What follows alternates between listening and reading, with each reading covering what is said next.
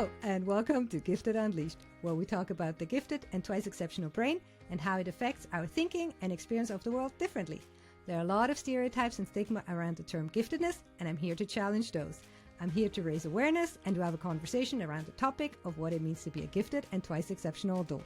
Common experience among gifted folks is that they feel out of place. They don't quite fit in. They're too sensitive, too intense, too emotional, too overexcitable, and too deep thinkers of the world and about themselves. So if you have been called too much of about anything, this show is for you. I'm Nadja. I'm too loud, too colorful, too bubbly, too bossy, and I love to talk too much. So welcome to my world. I'm so happy you're here. Hello and welcome everybody. Today we have another amazing episode of the podcast Gifted Unleashed, and we have Dr. Erin Krellwitz again with us today, who is back for this episode where we talk about friendships and fostering connections as a gifted adult. I thought she would be the perfect person to invite for a conversation about this topic because we have been friends the last 2 years, a little bit more than 2 years, and we thought this was a very important topic to talk about. So welcome, Erin. I'm glad to be here again. I'm excited to talk to you. Yeah, I'm so excited. And just to really dive right in, why do you believe that, talking about friendships is such an important topic in the space of giftedness? So, I think there are a couple parts there. The first is that I don't think we talk about friendship in the ways that people talk about, how to have a romantic relationship. There's lots of things you can find about how you should do that.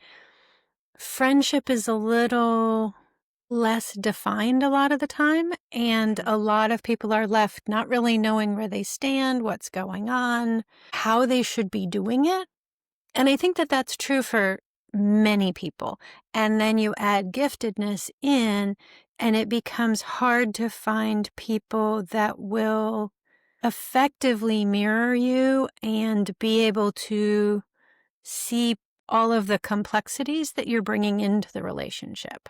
And in my opinion, if you want a really good romantic relationship, you need a foundation of friendship as well. If you want that to last many years. I've been married a long time. Yeah. And as you said, like friendships is not just between, platonic friends, but also in a romantic relationship. But it all starts in the beginning, making these initial connections. And I think a lot of gifted adults struggle to even start with these first steps of how do I make these connections. And you and I met at the SANG conference in 2023. And the second time we both went in 2024, Paula Prober was the keynote speaker, and she really gave an amazing talk. And I think all of us in the audience, we were crying, we had goosebumps, like we felt so seen. And what I remember, like what she was talking about was the feeling of loneliness in the gifted community and this feeling of being misunderstood. And probably this feeling of being misunderstood holds people back to kind of open up to make these then initial connections. Probably we all were gifted kids, right? Gifted kids grow into gifted adults. And when you already have these experiences of rejection, probably, or not fitting in. And I think most gifted adults have learned some level of masking. Mm-hmm. Because it's pretty common for the occasional person to feel really threatened by a gifted person. If they say they're gifted, if they talk in a way that's too smart or this gets even worse if you're in a marginalized community, because oftentimes you are accused of trying to fit into the dominant community. Mm-hmm. So learning how to kind of hide parts of yourself to smooth the waters, to not get your boss upset, to not get your teacher upset, to not draw attention from peers, starts early and makes authentic connection harder. So what you're saying is the gifted person is usually a complex individual, has many sides, many parts of ourselves, but we learn to hide some of those parts and we know we can learn or understand which parts we can show in which Yeah. interactions, but most of the time it's not safe to Yeah. show all our parts or to show one part, like the full extent of it, the full The complexity of full color, volume. the full volume. Exactly. We learn to tone it down. Yeah. I think that that for me was that first sang conference that we went to.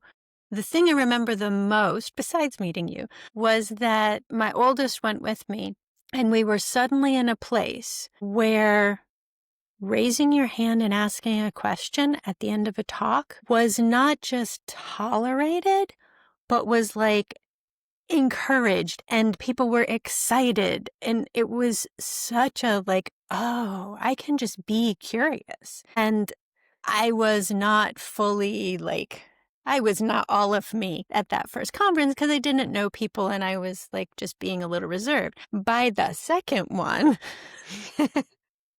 you and I had more of a basis, and there were other people there that I knew who would be authentically themselves in very large ways that I could be a little bit more of this. And then this summer at BloomCon, it was like all out, like everything. You know, it's the kind of things I think the one of the best examples is when you and I went out for dinner one night, and it was the first night, I mean, we hadn't seen each other in a year. And we went out to dinner and we sat next to each other and we agreed we were going to share food because we're both excited about the food. And the first bite came and I did this little happy dance because it was really good food.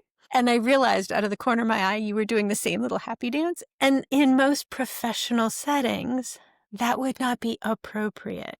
No, you don't do happy dances when you You don't eat. do happy dances because the food is good. And I can do all of those professional things when I need to, but it's tiring and it's not authentic in the same way.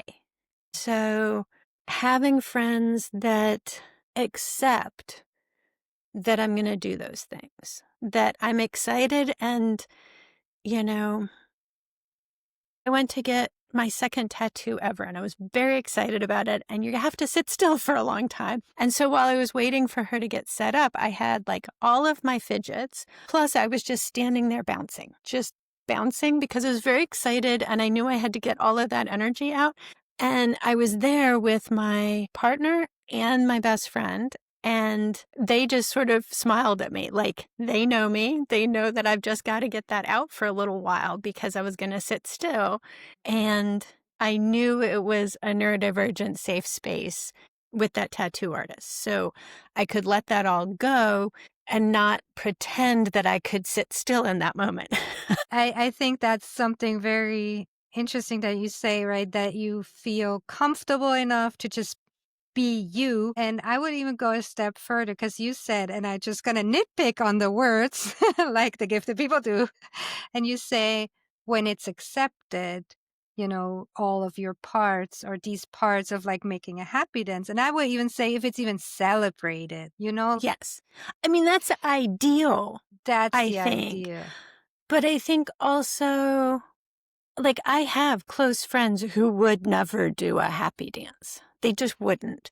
But they don't edit my behavior in Hmm. any way. It's that level of we may be different and that's fine. We're still Hmm. friends. Yeah. And I would like to share my experience of the first ever SANG conference. And for the listeners, we will put all the links in the show notes. SANG, the Supporting the Emotional Needs of the Gifted, their annual conference that we attended. The first time in 2023 that I attended, I was not in a mentally good place. And my partner was like, why don't you go and, try to meet people and go to a meetup of a gifted community. And that's why I went. And I don't think anybody like told me. So for me, it was really like this feeling that I instantly got walking into this room, and I didn't have to explain myself to anybody. And I was just accepted the way I was.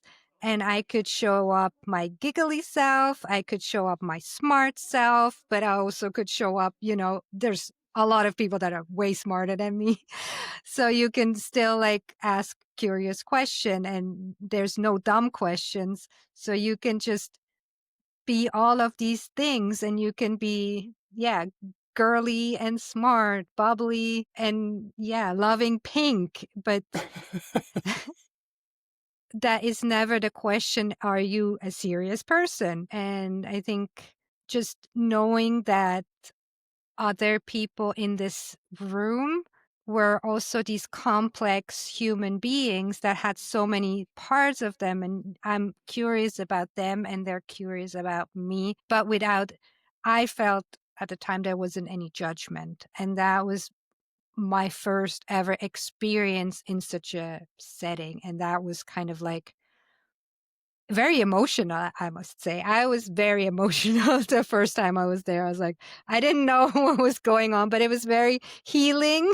And I met you, I met other people, but I also need to state that I am a very outgoing person, and I had learned very early in my life to be the new kid, to be by myself, going into a new space and introducing myself and making kind of connections. So I had these tools, or I was able to overcome maybe my own shyness. And so for me, it wasn't so difficult to get into interactions with others. But as we then talked, right, later on, we also understand that not everybody that shows up in these spaces has those outgoing tools or personalities, and might need a little bit of support how to start such conversations. For me, until recently, I would have said that I was very introverted. And as a kid, I was pretty shy and not comfortable. And I found, even in grad school, my husband went with me to a science conference, and he was shocked because in that environment, like, it's easy to start conversations because you just ask people about their research and they will talk. And then you're like, oh, and what about this? And they're like, oh, that's what I'm doing next. And everybody gets excited about the science, and it's easy to talk to strangers. And I felt like that was my job, was to go up and talk to and start making connections in this field. And so I found it saying I didn't go by myself. I managed to talk my oldest into going with me. So I had an emotional support person with me, and I had that as like a buffer for not feeling totally uncomfortable. The second year we went, there was somebody who came and kept introducing her partner as, this is my emotional support husband. And he was like, hi, I'm here. I'm just here for her. And he really was, in a lot of ways, just a comforting anchor point for her to then let all of her excitabilities fly. And, that kind of acceptance and support, you know, our partners both sending us off to go do this, and then really being excited about it. And then the second year, my whole family was there, but they didn't all come to the conference, but they came and hung out and met people afterwards. And that was great. And I know your partner was going to do that this year before all of the plans changed. But I think you're right that getting over that social anxiety about walking up to strangers and making small talk is hard. And I think the second year we were there, because we knew that, and we knew that we had been welcomed, like we had people who would just come up and talk to us, that we both spent time reaching out to people we didn't recognize and introducing ourselves and trying to bring them in and make them feel welcome. And then this year at BloomCon, it was much, much smaller. So it was easier to make those connections with everybody there and talk. But doing that in the wild is a lot harder. It is. And funnily enough, you said like when you worked in the academic setting and you talked to scientists, and most of my professional life I have spent surrounded by scientists. I worked in academia as well. And so now I laugh about it. I thought I was good at small talk. Because I just go right to the point and talk about science. And I thought that's small talk. Now, retrospectively, there were settings that were not, in the academic settings where this did not go well. And I just thought it was just, this one instance.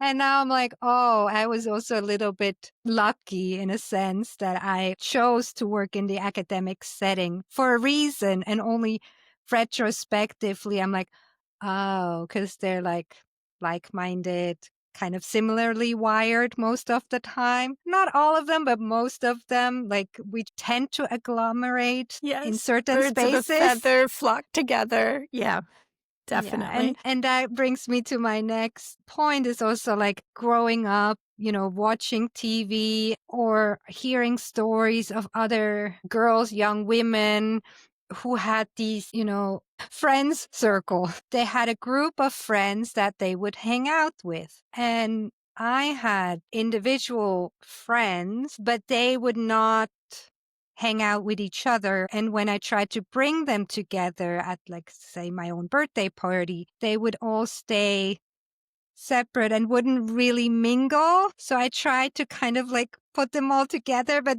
that never stuck.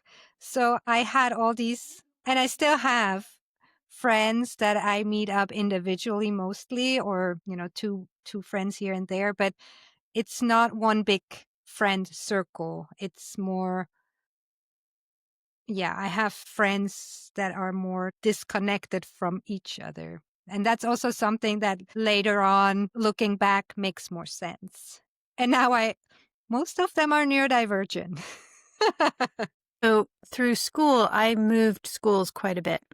And I was moving yet again between seventh and eighth grade, and all within the same area. And I called to talk to a best friend who was going to be at the new school. I was so happy that I was not going to be alone. She was already my friend. And she's like, "Oh, I think you're moving in next door to my friend." And I was like, "Wait, what's her full name?" And she told me. I was like, "That was my best friend from before I went to the school where I met you." They were already friends. So after years of like piecing together friendship, like having to start over again because I was at a new school for eighth grade and then for my high school, I had this friend group that I fell into because they were already my individual friends and they had made friends. So that I lucked out in. And I watched my sister not have that. Like she just didn't click with the kids who were in the gifted programs at all. And I mean, she has a couple really close friends, but it was always a little bit of a struggle. In looking back, I was jealous of her because she's really good at being outgoing with strangers. And like, she was the kind of person who could go to a concert and couch surf with randos. I mean, just anybody. She'd meet people, she'd get like all of that stuff. And I was like, oh no, no, I don't know these people.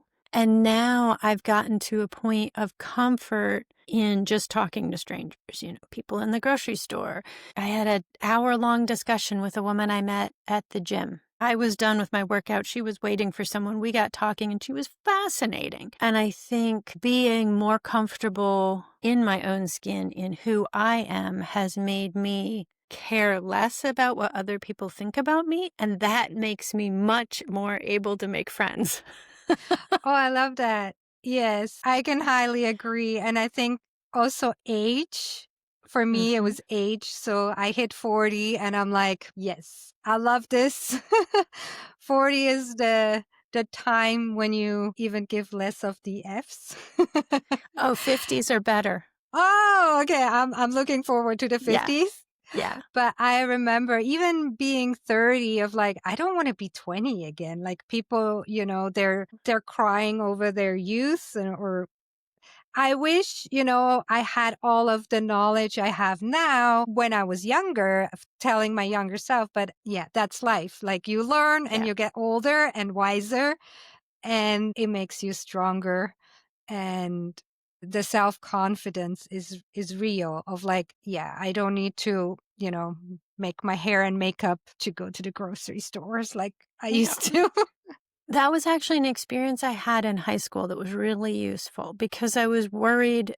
Like I said, I went to 3 different schools for middle school, and that's a horrible time to be switching. Never felt like I really understood what the rules of Hmm. those social spaces were anyway, and there's probably about 7 different reasons for that, not just neurodivergence. I think some Hmm. of it was also socioeconomic stuff. It was that my parents weren't from the area that we were living in. I mean, it was all the US, but the social norms were not something I could rely on my parents to know. So I was always just a little uncomfortable about social stuff. And when I was I don't remember what grade, it was sometime in high school in the summer, my mom was doing an internship away from home, and there was a camp for kids that were interested in ecology, which at the time that was my intent, was what I wanted to go into. So she was like, well, come and do this. And I was like, I don't like the social aspect of going and staying overnight with strangers was not encouraging. But she had a little cabin there of her own. She's like, go hang out with them. If you don't like it, you can always just come and stay with me. So I had this backup plan, and I didn't know any of these people, and I would never see them again. And all of a sudden, I could just relax and be me and be enthusiastic about what I was enthusiastic about. And as it turned out, they also were enthusiastic about these things. But that was the first time I realized that the more I cared about the outcome and the harder I tried to hang on and control the outcome, the less smooth it went. And the more I've Hmm. kind of let go of, I don't care what people think of me here, the easier it was. Yeah. I had very disencouraging experiences as a child in primary and middle school. I had some friends.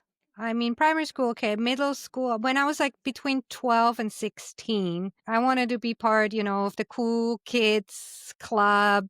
Didn't really fit in, tried very hard. Had one friend that I thought, I can trust, and I shared my secrets, the ones you have as a teenager. And when there were more people around us, she would spill my secrets or things Ooh. I shared with her in confidence. So it made me trust people less to a sense, but I think I'm actually a little bit bad at masking. I think I also kind of just did me and sometimes was even oblivious that it wasn't a social norm. I was just quirky, and my stepdad was really encouraging me to be different. Like he always said, it's okay to say no, for example, to drugs and alcohol. Like if it's offered to you, you can say no. You don't need to be cool. You can say no. And so this translated also in other situations where you didn't have to do what everybody else was doing.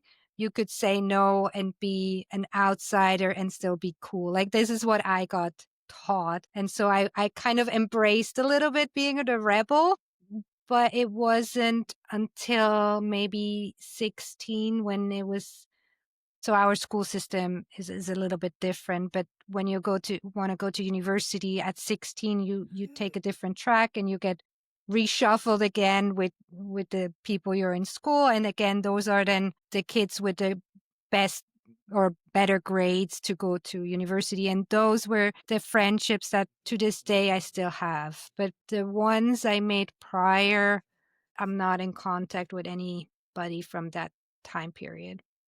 Yeah, it's been interesting to watch my kids because we haven't moved. They went to the same elementary schools, they went to the same middle schools. High school got a little different, but watching them have friends that, have been good friends since second grade, since third grade.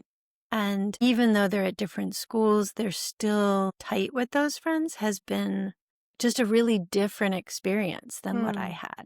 in a lot of ways. I see them being much more open with their friends than I was comfortable with at that age.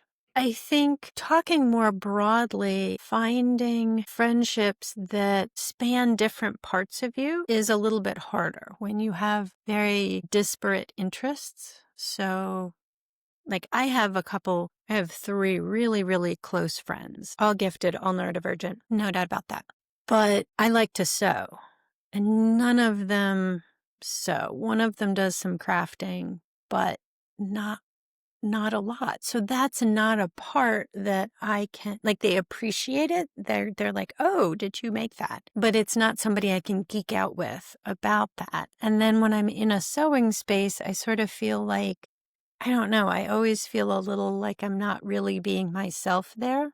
So I think that finding spaces where you can get into your interests and be yourself can be a little challenging at times. Like, you Mm. find one or two people maybe. And I live in an area with a statistically unusual number of gifted people. Like, we have three major universities, and I don't even remember how many small colleges within 45 minutes of each other. And then there's research and development for a bunch of companies here as well. So we've drawn in a lot of people who are gifted in many different ways to this area. So, having a PhD is like, oh, yeah, and so does everybody. But if you're not in an area like this, like stumbling upon people who will get how your brain works, how your humor works, that's a big one for Mm. me, is hard. It's really hard. It's really hard. And especially, both of us, we went to grad school. I did a master's, you did a PhD. So even for me, not having a PhD is still a little bit a sore spot. We're not going to go into this today, but just saying there are a lot of people and gifted adults that we also met that then in confidence tells you, I didn't go to university. And Right. if you didn't go to university, where, and we're not saying university is the gifted spot or the gifted places, but there are, as you said, statistically more gifted people there than in the general population ish. So you finding somebody that connects with you and your interest is higher than Yeah. if you didn't go to university and you didn't make these connections in high school and you are an adult working a job where you might not be surrounded by somebody else that's gifted and you never kind of like the opportunity of meeting Yeah. them is smaller, and so they struggle even more finding connection. Yeah. And then there's this like, well, I didn't go to uni, am I even gifted? Can I even Yeah. call myself gifted? I think it's important. It's not just fair. It's important to point out that academic success is not an indication of giftedness or No, not giftedness. I I think agree. if you're in really creative spaces, that may also, like, that's not really my space. Like, I lean towards the science side of things, but that really creative space probably also has a higher than average number of gifted people who just are gifted in different ways. Like, they're probably not going to do math or science. They're going to do music and art in other ways. And I think it's important for self identification to recognize that there are different ways of being gifted, different experiences of being gifted. And that's why I think it's very important not to gatekeep giftedness in any way. Hmm. And it's challenging because you do occasionally get people who are, oh, I'm gifted, and they really aren't. And it's like, how do you tell somebody that, like, hmm, I'm not sure you're as gifted as you think you are? And just for the people listening, the more you struggle accepting you're gifted, the higher the chances you probably are. So if you're listening and you're still doubting if you're in the right space, but you can kind of connect with what we're saying, then you're in the right space. Yeah. So, and even if somebody says they're gifted, that might not be gifted. I mean, what's the harm? They might just Right. not get as much out of this space. Yeah. They're still welcome. Yeah. So And I assume that there are people who are gifted and it doesn't present in ways I'm used to seeing for a whole host of reasons. And, I think finding a place where you feel like people will understand you is amazingly important. We've both done the SANG facilitator training for the community groups. yes. And the point that SANG has for the community groups is to help gifted people find each other and then have a space that has some facilitators to kind of ease that process of getting to know each other. And I have had, I think the second group that you sat in on, we had one person who just started, like, she was like, sorry, I cry a lot, because she was really feeling seen in the first. I mean, we were doing introductions, like, it was early, and she was just like, "I really feel like I'm in the right space," and somebody else burst into tears because she was like, it was just this very emotional very quickly, and I've had other sessions that went like that where, we set up and do the, like, basics for how we're going to work as a group, and people are like, "I feel seen that you even talked about different forms of communicating or different styles of communicating," because 'cause they're like, "Nobody's ever done that before for me." And there's two things I want to add. First of all, yes, you're doing amazing saying community groups. And I will obviously link in the show notes your webpage where people can sign up. If this Yep, is something somebody's listening and feels like, I want more connections, where do I even start? yep. These community groups are really a first step to making connections. And the second that I want to say is that we're very cognitive people, right? We understand, we analyze, but being in this gifted space, it was very emotional for me and a lot with my Yes. nervous system and things that I never experienced, kind of like it regulates my whole being. And even Yeah. now, like coming into this conversation today with you, I am currently still tired. There's still a lot going on my end, but I know because of experience coming in this conversation, just even though it's virtually, you're on the other side of the Atlantic, Long way away. right, like I feel grounded. I feel like I'm regulated. I feel like I'm going off of this call much more energized and feeling better just having this conversation with you. And this is something you cannot really explain. It's I tend to get overwhelmed in large groups. Mm. It's too many people, too much noise, just too much of everything. And had an experience a couple weeks ago where I was out in groups 3 days running, which is very unusual because I work from home, and came out of that weekend feeling energized. And my coach was like, well, what was different about this set of experiences? And there were a couple parts. There was that I did rest between things. So I wasn't 24/7 or anything. I took time to recalibrate. But the biggest difference was I was in large groups where I could relax and I wasn't worried about trying to fit in. I felt like I already belonged. Hmm. And I mean, one of those days I went by myself. It was a big, like, marketplace of booths and food trucks and stuff. I think I saw one person I knew and chatted with another person I knew the whole afternoon. Mostly I just sat and either chatted with people who were selling stuff there or just sat and watched people. And a lot of times that would lead to me feeling very self-conscious and out of step with the group and feeling like a little disconcerted because of that. But instead, I felt like I very much belonged there and it was a very different experience. And the next day I was ready to work and I had lots of energy, which is instead of feeling kind of hungover. So I I think that that regulating and matching, you and I, when we get on the phone, tend to like amp up and get more and more excited because we have that piece. We have very similar pieces of excitabilities that do that, but it's not in a way that's frantic.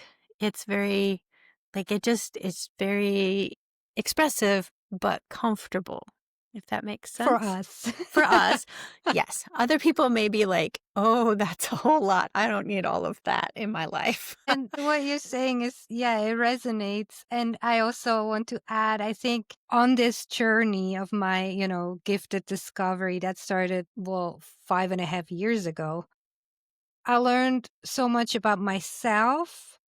And like a lot of gifted adults who discover that this is more than just something that is used for schooling or academia, that it affects your whole being. And then also looking, back of, oh, now, my life makes much more sense. And that's why I made these decisions, or this is why I click with certain people. But then also going forward, being aware of, the energy management, also going into perimenopause. I feel like I Yes. don't have as much energy 24/7 as I used to have. So learning about, okay, if I have a social event, something happening that one day, is there enough time to recuperate until the next thing that I'm doing? And also asking myself, do I really want these many social activities? Which ones are really important for me? Which ones energize me? Some, usually a lot of people, if you go into the holidays, right now, you meet family,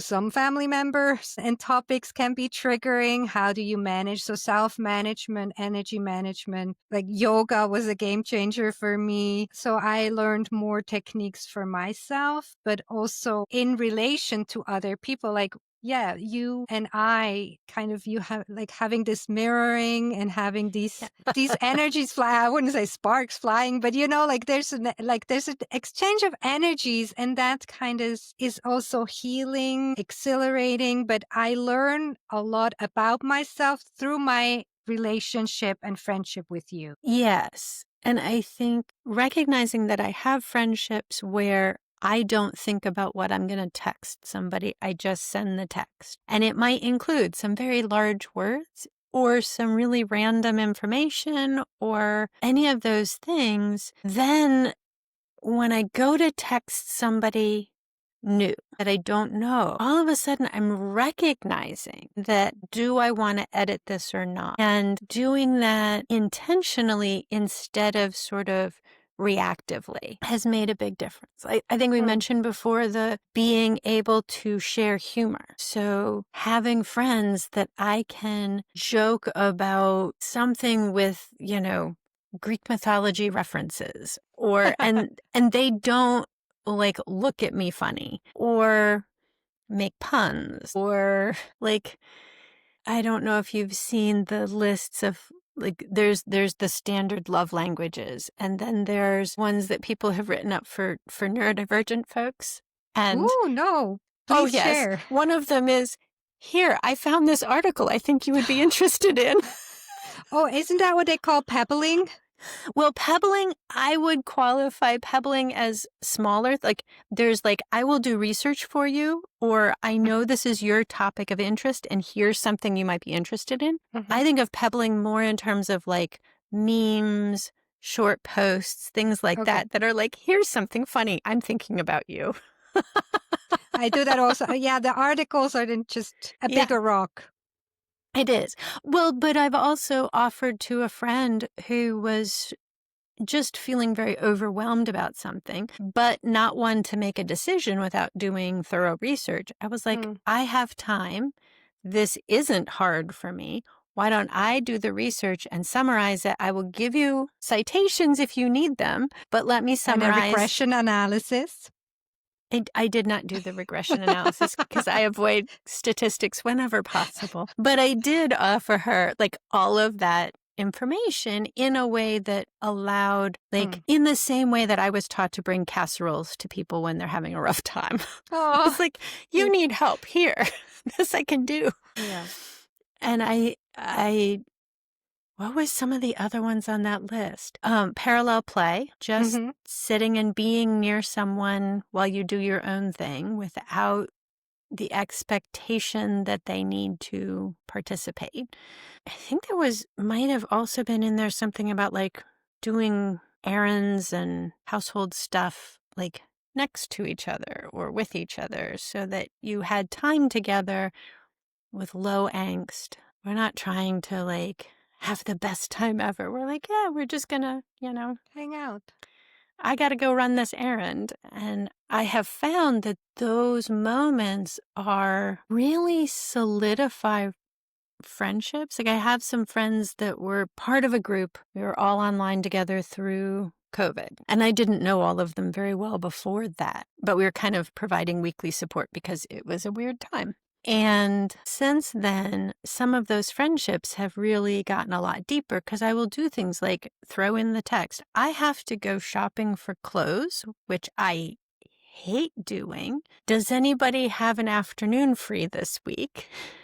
And one of them was like, yes, I do. And it was so much more fun and much less overwhelming, like all of those choices and textures and so many things.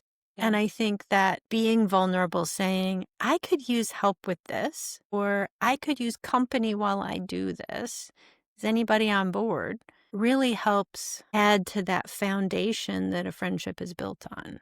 Mm. So we did the workshop multiple Yes. times, but as we identified that, you know, fostering such connections and then really building from first, you have to have a connection to then build a friendship. And so that can be fast, but can also be slower. And we proposed this to host it at Sang, and then when it got reshuffled or postponed, we then offered to do it at Bloomcom, and we have offered it also online. So you and I, we facilitated this workshop where we talk about fostering connections and building friendships. And do you want to talk a little bit, just like a little bit what we do and what's something somebody could take away from that?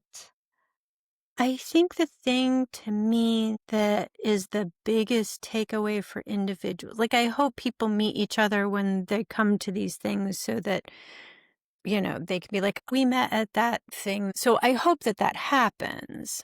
But what I really want everyone to walk away with is beginning to think about what they value in a relationship, what matters to them individually, because that is not going to be the same for each individual, and it's going to be different in each relationship because it takes two of you. So for me, humor is really important. I don't think that I could be friends with somebody who didn't have a sense of humor or didn't have one that had enough points of connection with me. Now, there are people in my life who are very close, who have some points of connection on their humor and other places where we just don't get it.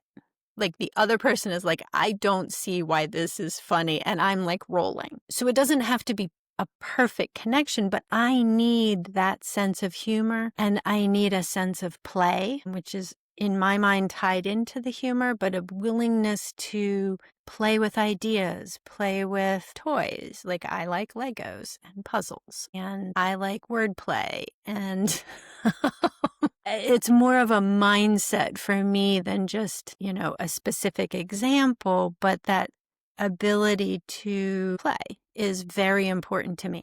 And I assume that there are other people out there who that is just not important to them. And we might be really good acquaintances, but we're probably not going to be super tight friends. And it's helpful when there's similarities in background in some way so that like the reference points can be a little easier to understand. But I mean, we don't have a lot of shared background and it's worked just fine. I'm trying to think of what other ones would be. For me, playfulness, humor, curiosity, humility.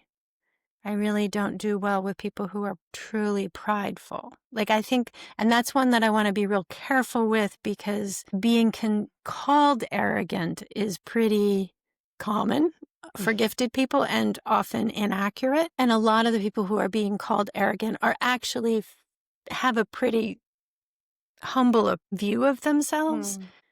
And so I don't want like false modesty. That bugs me just as much, but just a false assessment of who you are and authenticity. Like Yeah. authenticity is important to me. Um, Yeah. so those are all things that are important to me. They may or may not be important to someone else. I don't care about the gender of my friends. But I think that that shared background means that it's a lot easier for me to connect with people who have been raised female, Mm. just because there's a cultural difference there. It doesn't mean it's absolute. I mean, my partner is not, and we are very like he is one of my best friends. But it's a cultural difference, and I think it takes more communication to get past that. So, I don't care about age. I don't care about socioeconomic background. But again, I would say that many times we all flock together without even knowing it. Um, Yeah. Yeah. Yeah, we do. And I highly agree. And I think we have a lot of the same shared values. For me, yes, it's also, yeah, play joy, but also kind of like being able to laugh. Like, don't take it too somebody seriously. who doesn't take themselves too seriously. Like, I can laugh about myself. Like, this is something you just have to be able to do. Otherwise, Yes. it's not going to work.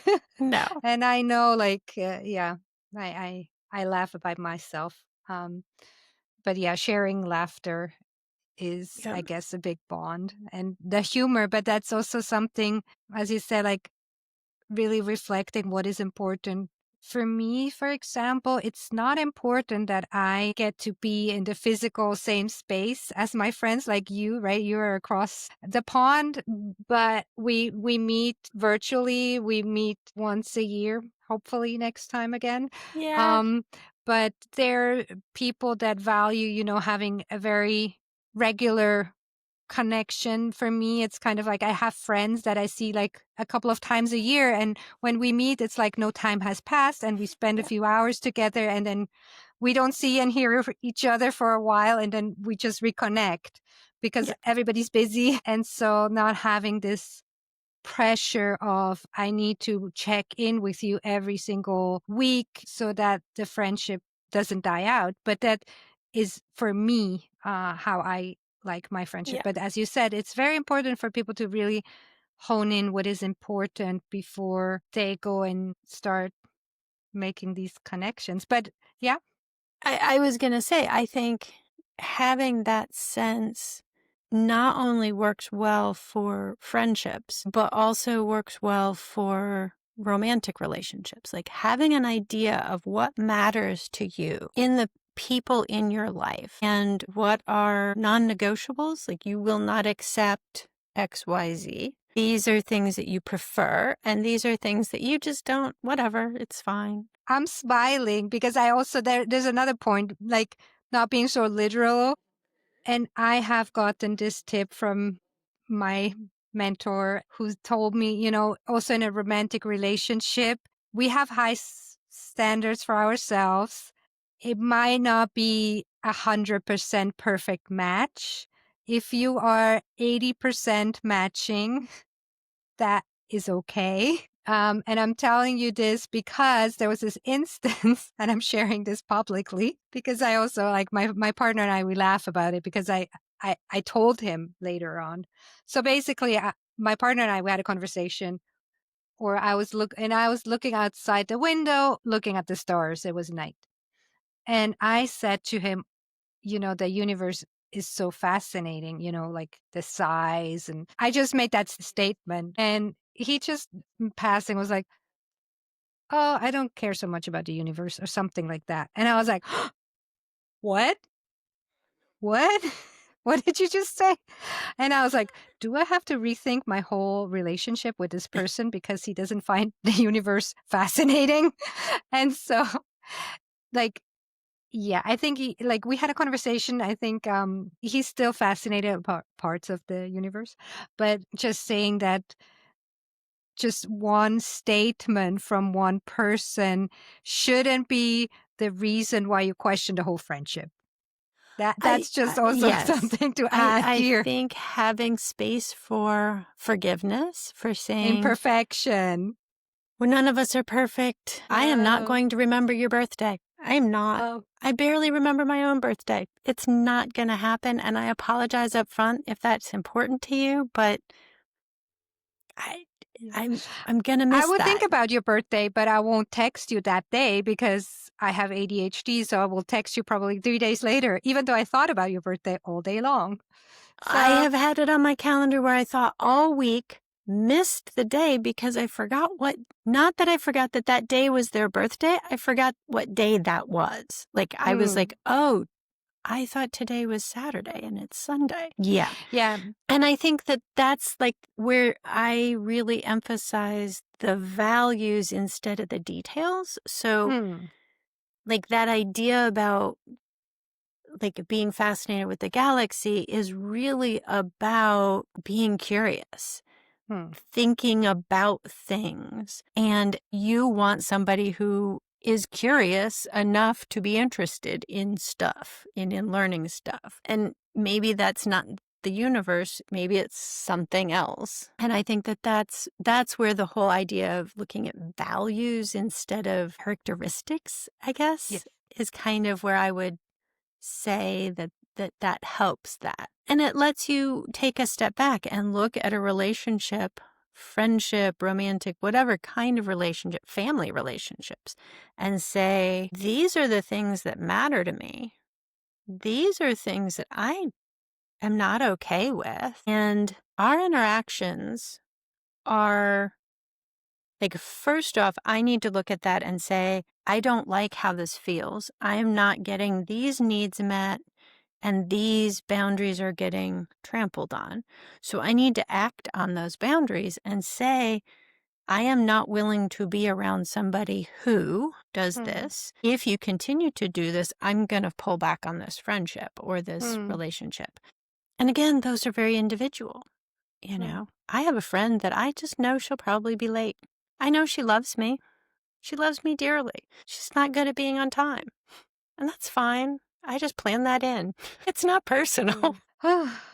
Thank you so much, Erin, for sharing. Is there anything else you would like to add or mention? Like we said the last time, I do one-on-one coaching. I do Sang community groups. All that's on my website.